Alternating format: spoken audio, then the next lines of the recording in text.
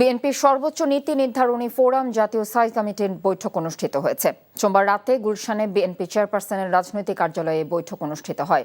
London থেকে অনলাইনে যুক্ত হয়ে বৈঠকে সভাপতিত্ব করেন বিএনপি ভারপ্রাপ্ত চেয়ারম্যান তারেক রহমান। দেশের বাইরে বৈঠকে অনলাইনে যুক্ত হন বিএনপি মহাসচিব মির্জা ফখরুল ইসলাম আলমগীরও।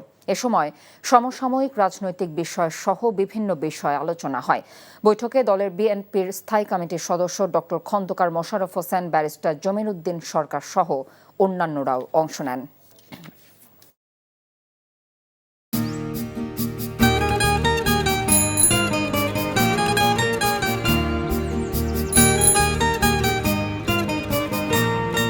শুনেন, পুরুষ মানুষ তো এভাবে ভয় পেলে চলে না, মুখে সাহস রাখতে হয়।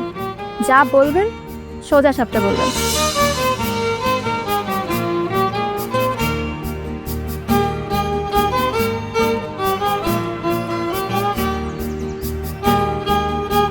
তো এই শীতে যে শীতের কাপড় ছাড়া আসছো, এটা কি ঠিক আছে? তোমাকে দেখার পর থেকে আমার জীবন থেকে শীত, গ্রীষ্ম, বর্ষা সব চলে গেছে, শুধুমাত্র তুমি আছো।